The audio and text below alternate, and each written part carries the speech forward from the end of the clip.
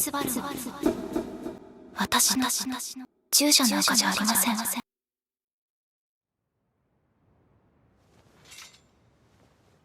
夏木スバル、エミリア、君だけの騎士だ。 Foram quase 5 anos entre essas duas cenas no anime, mas valeu a pena esperar. Bom dia, boa tarde, boa noite ou boa madrugada para você, seja qual for o horário que estiver assistindo. Trago minha última análise de episódio da segunda temporada, em que eu conto o que eu achei do episódio e também falo o que o episódio cortou da novel. E este episódio teve uma cena importante cortada, além de outras coisas que eu irei comentar no vídeo. Se este for o primeiro vídeo que estiver assistindo no meu canal, saiba que eu sou o canal Culto das Bruxas, canal focado em ReZero. Também comento sobre outros animes, mas o foco é ReZero, e eu comento as diferenças entre a light novel e o anime e também trago outras curiosidades. Quem tiver interesse, lá pro final do vídeo vou comentar o que eu sei sobre uma eventual terceira temporada, notícias sobre ReZero e também além de agradecimentos e avisos. Mas agora, sem mais enrolação, vamos ao episódio. O episódio já começa com a Beatriz e o Subaru conversando, se preparando para a batalha contra o Grande Coelho. É um momento tenso, um momento de preparação, a Emilia tá lá também. Só que um pequeno frame roubou toda a cena. Sério, um dia eu vou ter 80 anos e vou ver essa cena com o mesmo sorriso no rosto da primeira vez. A Beatriz é muito fofa. Vocês tiveram uma amostra dela nesse episódio, a interação dela com o Subaru, mas quando chegar a terceira temporada, até mesmo quem não gosta dela vai passar a gostar. Mas quando é pra ser séria, ela é séria. Ela entendeu que o Subaru estava com medo naquele momento. Ele pegou trauma dos coelhos. ReZero explora bem isso que faz ReZero uma obra diferenciada, porque mais pra frente na obra a gente vai ver o traumas do Subaru, os estresses pós-traumáticos, alguns vícios que ele adquire, e isso é muito bom. Só que naquele momento ele teve que ignorar isso e teve que enfrentar os coelhos. E agora ele não tá mais sozinho, agora ele tem a Beatriz e a Emilia ao seu lado. Na conversa da Beatriz com o Subaru antes da batalha, algumas pessoas não entenderam o que seria a desvantagem ideal que a Beatriz comentou. Só pelo anime dá pra pegar, mas na novel a Beatriz deixa claro que essa desvantagem ideal, na verdade, é que apesar do Subaru ser inexperiente e a Beatriz não lutar há 400 anos, agora pelo menos os coelhos tinham uma mínima chance, então a batalha estaria mais justa. Então é justamente isso que ela quis dizer. Pois bem, a batalha então inicia, o Subaru e a Beako agora conseguem compartilhar mana. Eles lançam ataques conjuntos nos coelhos, usam algumas magias de sombra, e no início da obra, a magia de sombra era dada como algo não inútil, mas algo mais para suporte, mas percebe que ela é bem apelona quando quer. Usa teletransporte, tem umas magias ofensivas bem poderosas. E a Beatriz e o Subaru estavam conseguindo lidar com os coelhos, mas para eliminar de uma vez por todas, eles perceberam que não era o bastante, precisava traçar algum plano. E a estratégia foi simplesmente reunir os coelhos num lugar só, isolar e prender eles, para Beatriz poder usar o Al-Shamak, que é uma magia aprimorada do Shamak. Lembrando que quando eles falam Al antes da magia, da conjuração, ou seja, Al-Shamak, Al-Yuma, eles estão intensificando a magia. Em ReZero, os prefixos servem justamente para isso, para intensificar a força da magia, o alcance. Por exemplo, o Shamak normal, ele só bloqueia a visão, a audição, o senso de direção da pessoa. Já o Al-Shamak envia o indivíduo para outra dimensão. Então foi uma estratégia perfeita. Prenderam todos os coelhos num lugar só e enviaram todos para uma outra dimensão. O anime ele adaptou, foi uma cena brutal até, mas pra mim a cena dos coelhos na novel foi mais chocante. Eu senti até um pouco de pena dos coelhos, sério. Porque, gente, os coelhos, eles não têm culpa. Eles são simplesmente uma existência sem consciência nenhuma que só vive pra comer. Eles sempre estão com fome e vivem pra comer. Isso é mais culpa da criadora do que deles. E é por isso que quando eles foram pra outra dimensão, eles começaram a se comer. Porque na verdade eles vivem com tanta fome e não tinha mais nada para comer a não ser eles mesmos. E isso na novel foi bem mais chocante para mim. E a narração do Takei Nagatsuki, que explora bem essa cena, acaba deixando mais pesada ainda. A fome dos coelhos nunca vai se acabar. E a novel deixa claro que toda vez que só sobra um coelho, se multiplica de novo e se come novamente. Ou seja, eles eternamente vão ficar se comendo lá. Mas eu acredito que se eu estivesse na pele dos protagonistas, também não ia se importar dos coelhos ficar se devorando eternamente. Bola pra frente, vamos seguir adiante. Temos então o pessoal comemorando a derrota dos coelhos e mais uma vez a Beatriz sendo fofa. Nessa cena, eu só destaco a fofura da Beatriz e também uma outra coisa.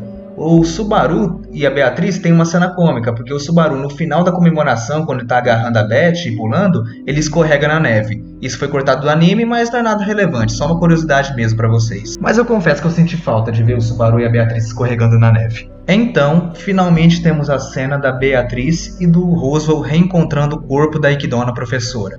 E essa cena foi bem emocionante, tanto da parte da Beatriz como da parte do Roswell. Foi legal acompanhar a evolução da Beatriz, como ela tem o respeito pela mãe dela, ela se sente culpada por quebrar o contrato, mas mesmo assim ela se libertou, e ela tá feliz com isso. E ela não quer ser a número 1 do Subaru, ela saiu da biblioteca porque ela escolheu o Subaru para ser o número 1 dela. Ver a libertação da Beatriz do contrato e dos sentimentos dela, inclusive, foi bem bonito. Mas o destaque agora vai para o Roswell. Muita gente perguntava, nossa, como o Roswell viveu 400 anos atrás, o que é a relação dele com os filhos? Está aí a resposta. Ele, sem ética nenhuma, aprimorou a pesquisa da professora dele. E é sem moral nenhuma, cara, porque ele usa isso nos próprios filhos. O experimento da Equidna, ou Equidna, seja lá como você faz a pronúncia, falhou porque justamente o receptáculo não era compatível. Um volume da alma era diferente do receptáculo. Então o Roswell fazia filho justamente para isso, para a alma dele ser igual a do receptáculo, ter o mesmo volume. Então o receptáculo tinha o mesmo volume e a transferência de alma seria um sucesso.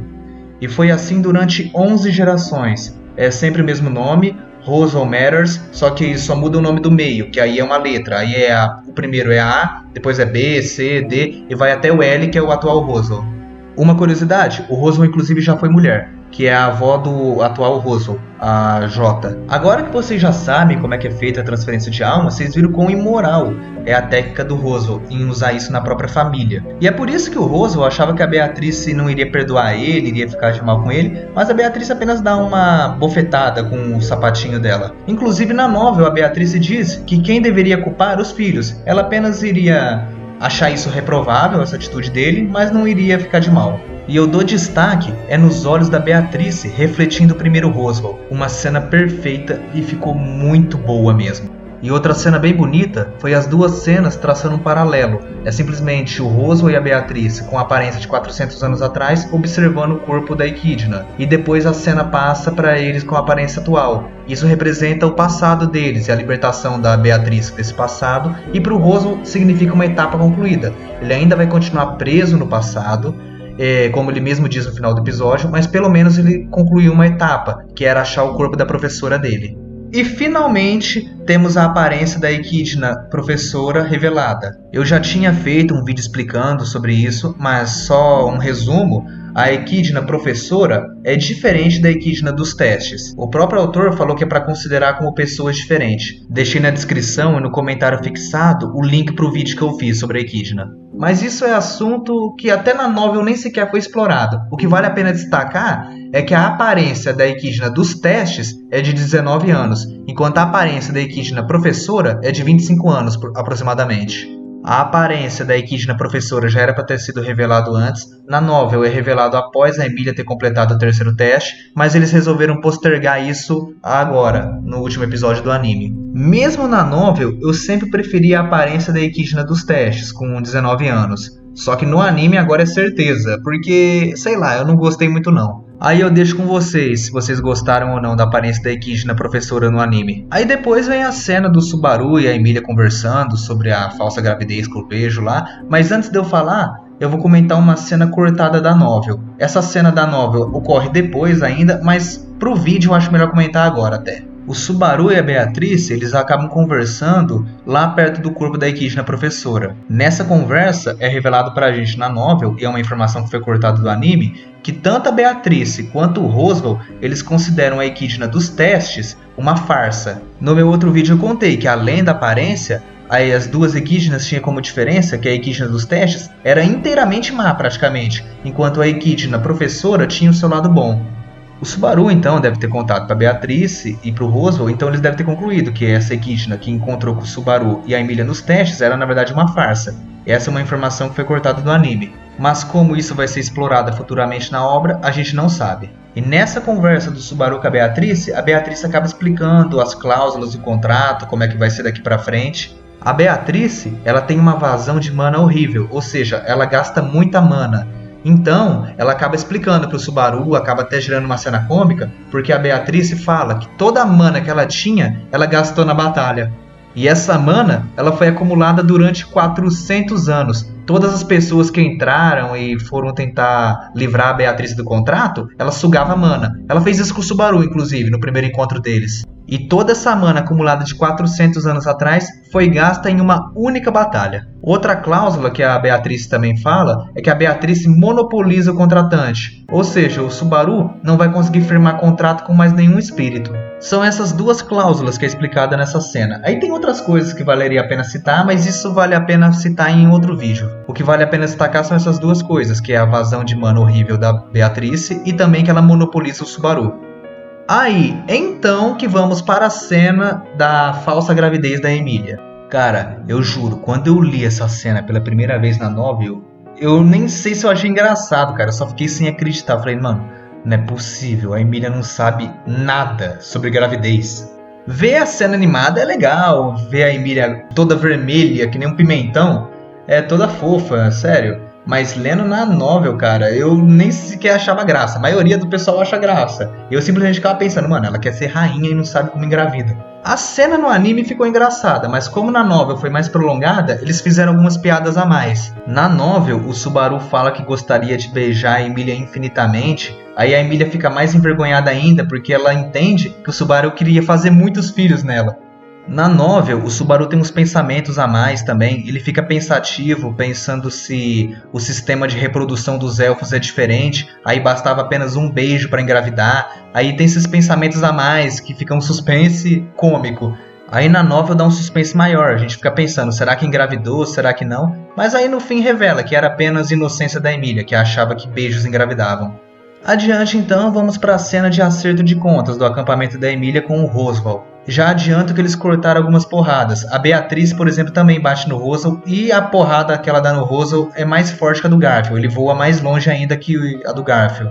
Mas tirando isso, a cena do acerto de contas, do Roswaal jurando lealdade, foi praticamente idêntica. A única coisa que merece destaque é a censura que o anime fez. Na hora que ele tira todos os esparadrapos, mostra que tinha machucados. Lembra que o Roswaal estava ferido porque ele tentou entrar no teste, no túmulo. Enquanto no anime o corpo dele estava sem ferimento nenhum. Mas nada demais.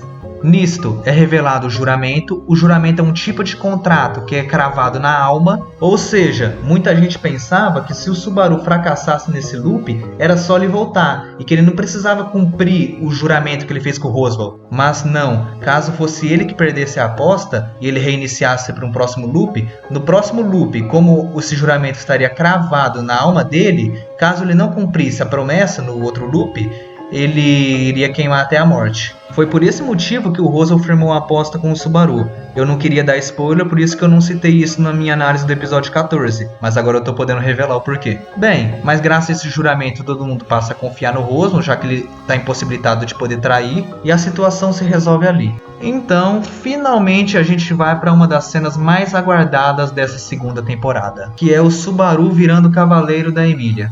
Antes de eu falar dessa cena, eu só quero deixar um aviso que vale a pena ler tanto a light novel como a web novel. A light novel foi mais resumido, mas mesmo assim tem umas cenas melhores escritas, tem até alguns detalhes a mais, mas a web novel tem simplesmente 7 capítulos de interlúdio. Caso você não queira ou não tenha dinheiro para comprar o volume 15 e ler a light novel, pelo menos a web novel você pode ler de graça na internet.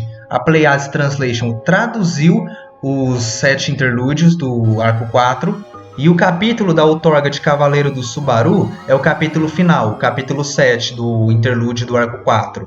Eu estou deixando o link na descrição, no comentário fixado para vocês poderem ler. E inclusive o capítulo da outorga de Cavaleiro foi revisado por mim. Mas também não deixem de ler os outros 6 capítulos do interlúdios, vale muito a pena. Recomendo a leitura porque o anime resumiu bem, e se eu fosse citar tudo o vídeo teria mais de 1 hora.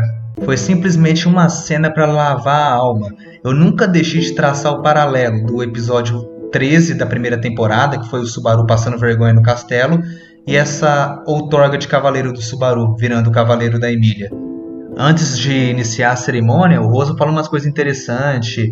sobre a cerimônia estar ocorrendo na mansão Milord, que é uma família parente da família do Roswaal. Mas o destaque vai para o Roswaal, que ainda está com planos de ressuscitar a Echidna.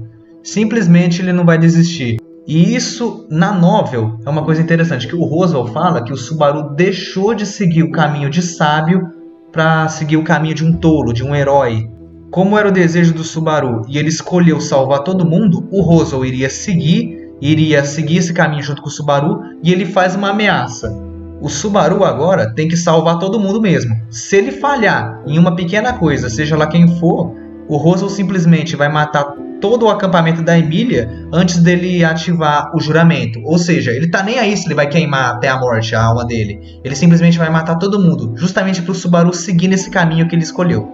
Então o pensamento do Roswaal é esse, ele respeita o caminho que o Subaru escolheu, mas só que agora o Subaru vai ter que seguir esse caminho perfeitamente. Se no futuro tiver alguma falha do Subaru, o Roswaal não se importa de queimar a alma dele não, vai matar todo mundo forçando o reinício do Subaru. E é essa cena e essas falas do Roswaal que deixa a novela mais tensa nesse momento. Muita gente deve ter se esquecido da Maylee, mas para quem se pergunta sobre ela, saiba que ela está amarrada no porão. Vou deixar para contar sobre a Maylee em outro vídeo com spoiler, porque agora é a hora da outorga do Subaru, o momento tão esperado. Eu achava que eles iriam usar uma trilha sonora mais sentimental para esse momento, só que eles acabaram optando por uma trilha sonora mais cerimonial, de fundo mesmo, e isso ficou melhor do que eu esperava. E o simples deixou perfeito, a trilha sonora cerimonial deixou o clima mais sério, as palavras da Emilia foram mais sérias, as palavras do Subaru foram sérias, comoventes, ele citando o pai e a mãe. E detalhe, na hora que ele cita o pai e a mãe, olha a reação da Emilia. É uma coisa que o anime deixa esses frames pra gente, uma coisa que é bom admirar. Então após ver essa cena da cerimônia, eu concluí que eu não mudaria nada, foi perfeito. Tanto a trilha sonora, como a tomada de cenas, até mesmo a opção deles de deixarem os espectadores com uma cena travada, inclusive deixando igual a novel até, que foi um frame pausado, foi ótimo. Não precisava mais que isso, cara. Foi perfeito. E é claro, para encerrar a cerimônia tinha que ter aquele elogio do Subaru e a reação dela. Adiante então, temos a cena do Subaru e da Emilia conversando do lado de fora da festa. E vou te falar, todo o investimento da produção foi para esse momento, porque pelo amor de Deus, olha a diferença de animação, olha os traços, olha que lindo. Sério, tanto o Subaru quanto a Emilia ficaram lindos nessas cenas. Mas saindo da beleza dos traços dessa cena, vamos falar então da conversa que os dois tiveram. Foi uma conversa bonita, em que os dois eles puderam reafirmar suas vontades, reafirmar seus laços, a confiança mútua. Mas vale a pena destacar duas coisas, uma que foi cortada da novel e outra que não ficou muito expressa. O que foi cortado da novel é a Emilia contando pro Subaru sobre o passado dela, como ela conheceu o Roswaal, que o Roswaal chegou abordando já, falando que se ela se tornasse rainha, ela poderia usar o sangue do dragão para descongelar os antigos moradores da vila lá, que ela congelou quando era criança, naquele incidente com a Pandora. Ela inclusive contou todo o incidente da Pandora, da mãe Fortuna, do Gilce. E só da Emilia contando isso, o Subaru entendeu os sentimentos dela. Lembra que no começo da segunda temporada, no primeiro episódio, na primeira parte mesmo, no episódio 1, a Emilia falou que o motivo dela participar da seleção real era egoísta? Ela considera egoísta porque o principal motivo é para descongelar o pessoal do vilarejo e não para governar o reino. Por isso que ela considera um motivo egoísta para se tornar rainha. Porque ela está colocando a si própria e os seus desejos antes mesmo do povo do reino. Mas nisso, na novel, o Subaru fala que não é um motivo egoísta, que é um motivo nobre, inclusive, e ele também comenta que não importa se o desejo da Emilia para se tornar rainha nasceu de um interesse próprio, pois hoje já não era mais assim. Hoje a Emilia queria ser rainha não só para poder ajudar o pessoal do vilarejo, como queria ajudar o pessoal de todo o reino. E é aí que a citação da mãe dele, que inclusive até tem no anime, mas faz mais sentido na novel. Pois não importa o começo, e sim o fim. Não importa se o principal motivo para ela virar rainha nasceu egoísta, só para próprios interesses. Hoje, ela quer se tornar uma rainha também para fazer uma sociedade mais igualitária, fazer bem para o povo. E é isso que importa. O que importa é a vontade dela hoje. E nisso vai para a cena que eu comentei antes, que vale a pena destacar, que apareceu no anime e que vale a pena eu destacar. O salão de festa que o Subaru e a Emilia ficam olhando é simplesmente o cenário ideal que a Emilia quer. Ela quer uma sociedade igualitária, sem preconceito com as raças demi-humanas. Uma sociedade igualitária, onde plebeus e nobres demi-humanos e humanos poderiam interagir juntos. E esse cenário perfeito, a sociedade que a Emília quer construir para o reino, está justamente representado nesse salão de festa. Então a conversa dos dois acaba chegando ao fim, os dois entram no salão e finalmente pudemos ver a dança deles animada no anime. Sério, cara, eu acho que até os fãs da Ren se emocionaram vendo essa cena. Também eu acho besteira ficar Ren, Emília. Pra mim, essas briguinhas de waifu deveria ficar em 2016 mesmo. Porque a cena foi perfeita e foi um desfecho perfeito. E eu não teria nada a reclamar se eles não tivessem cortado uma cena específica. Pra mim, foi certo eles terem terminado com o Subaru e a Emília dançando. Mas só que eles poderiam adicionar essa cena cortada antes. Porque, cara, cortar essa cena foi sacanagem, sério. A cena que eles cortaram é o capítulo final do volume 15. Simplesmente retoma lá pro santuário, já abandonado. Uma cópia Ryuzo, vestindo uma túnica branca, acaba saindo do túmulo. Eu nem preciso dizer quem que é, né? É simplesmente a alma da Equidna no corpo da Silma. Ou seja, a Equidna ressurgiu. E eles simplesmente cortaram essa cena. Eu não vou falar exatamente o capítulo inteiro, mas sim, a Equidna ressurge. Ela ressurge como uma Loli no corpo da Silma mesmo. E ela vai vagando pelo mundo. Vai vagando porque o corpo dela, ela ainda não tem os poderes. E ela tem um prazo, um tempo até ela poder recuperar todos os poderes. O que ela vai fazer depois, nós não sabemos. Mas uma coisa a gente já sabe. O Tapei Nagatsuki ele já confirmou. No arco 11, que é o arco final da obra, as bruxas vão voltar. Sim, todas as bruxas irão voltar. Um detalhe, a Equidna está se chamando de Ômega. Sim, ela usou o conhecimento do Subaru e se deu o nome de Ômega. Ômega representa final. O que ela quer dizer com isso tem várias coisas. Tem até teorias, mas o que podemos confirmar é que a Equidna ressurgiu, ela está vagando pelo mundo e lá pro arco 11 vai arrumar uma baguncinha pelo jeito. Nesse sábado, já está confirmado, vai ter um anúncio importante sobre ReZero. O que é, a gente não sabe. Pode ser uma terceira temporada, pode ser um OVA, mas seja lá o que for, e se for algo muito relevante, se for uma terceira temporada já pode esperar live, vou fazer live no sábado. Mas é provável que pode ser um OVA contando sobre a Ômega, não só esse capítulo cortado, como também algumas side stories. Se for, vai ser muito bom também. Eu sei que a maioria de vocês quer que seja uma terceira temporada, eu também queria, mas caso não for, fiquem tranquilos, a chance de terceira temporada é bem alta. ReZero foi a segunda light novel mais vendida, só ficou atrás de Kimetsu no Yaiba. O anime vendeu uma quantidade razoavelmente boa de Blu-ray, também fez sucesso em canais de streaming, vários programas de TV estão adquirindo direitos de exibição. E a segunda temporada alavancou a popularidade de ReZero lá para as alturas. Então eu acredito que tem boas chances e eu acredito que vai ter uma terceira temporada sim. Uma curiosidade geral sobre o anime, vocês perceberam que nessa segunda temporada os episódios tinham 29 minutos cada. Simplesmente foi um amor da produção pela gente, cara. Porque eles simplesmente deixaram de ganhar dinheiro, eles deixaram de exibir propagandas pra gente ter mais conteúdo, ter mais tempo de anime e ter menos cortes possíveis. Então foi uma coisa bem legal, cara. E uma curiosidade que o Zen inclusive falou pra mim hoje, que eu aproveitei e vou citar agora, o tempo adicionado, se a gente fosse contar tudo ao todo nessa segunda temporada, a gente não teve só 25 episódios, mas sim 32.4 episódios, se fosse considerar o tempo de 23 minutos padrões. Sobre o canal, o anime acabou, mas não importa, porque sobre ReZero tem muita, mas muita coisa para falar. Vou continuar com a minha série de diferenças entre a light novel e o anime.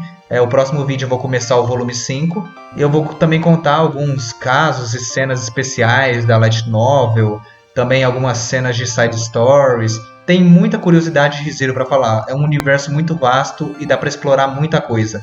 Sem contar que eu também vou falar de outros animes. Vai ser lançado um novo anime do Tapei, eu vou comentar sobre ele. E também tem outros animes que eu gostaria de falar para vocês.